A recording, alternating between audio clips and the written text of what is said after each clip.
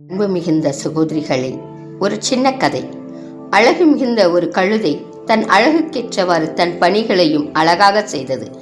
எவ்வளவு பாரத்தை அதன் உரிமையாளர் அதன் மீது ஏற்றினாலும் அதை மகிழ்ச்சியாக ஏற்றுக்கொண்டு சுமந்து செல்லும். இதை கண்காணித்த மற்ற கழுதைகளுக்கும் மனிதர்களுக்கும் பொறாமை ஏற்பட்டது.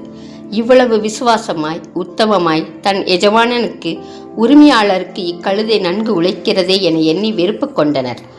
ஒரு நாள் அதிகமான பாரத்தை ஏற்றிச் சென்ற கழுதை வழியிலிருந்த பள்ளத்தை கவனியாமல் விழுந்து விட்டது. அந்த நல்ல கழுதையின் எதிரிகள் எல்லையில்லா மகிழ்ச்சி அடைந்தன. பள்ளத்திலிருந்து அக்கழுதியை தூக்கிவிடவோ உதவிடவோ யாரும் முன்வரவில்லை. மாறாக கற்களையும் குப்பை கூலங்களையும் அதன் மீது கொட்டி, அப்பாடா, இனிமேல் இந்த கழுதையின் அழகு எல்லாம் அற்றுப்போய்விடும், வாழ்வு முடிந்துவிடும் என்று அதன் வீழ்ச்சியை பார்த்து ரசித்தார்கள். ஒருபுறம் நம்மை யாருமே தூக்கிவிடவில்லையே என்ற வருத்தம் இருந்தாலும் அந்த பள்ளத்திலிருந்து வெளிவர தானே முயற்சித்தது அக்கழுதை. 2 நாட்களுக்கு பிறகு அவர்கள் எரிந்த குப்பை கூலங்கள் கற்களால் வீழ்ந்து கிடந்த பள்ளமானது மேடாக ஆரம்பித்தது. அந்த குப்பைகளையும் கற்களையும் தனக்கு சாதகமாக பயன்படுத்தி மேலே எழுந்து வந்து தன் பணியை தொடர்ந்தது அந்த நல்ல கழுதை.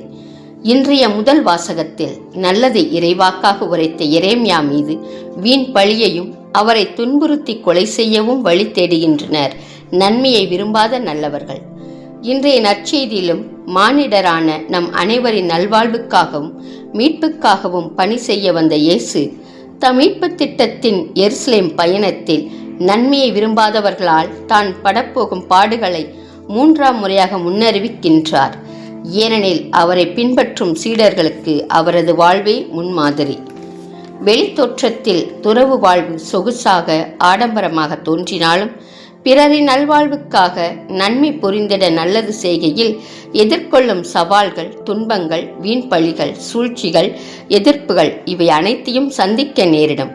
இவ்வரப்பணியில் தொண்டுள்ளம் கொண்டு நன்மையை செய்திட நமது வாழ்வின் ஆதாரமும் நம்மை வழிநடத்துபவருமாகிய எல்லாம் வல்ல இறைவனின் கரங்களில் நமது வாழ்வின் ஒவ்வொரு கட்டமும் உள்ளது என்ற நம்பிக்கையுடன் அவரது கரங்களை இறுக பற்றி கொண்டு பயணிப்போம். ஒரு சிலரையேனும் மீட்கும்படி எல்லாருக்கும் எல்லாம் ஆனேன் என மொழியும் புனித பவுலின் துணிச்சலை நமதாக்குவோம். அறவழியில் முனைப்போடு பயணிப்போம். ஜெபம்.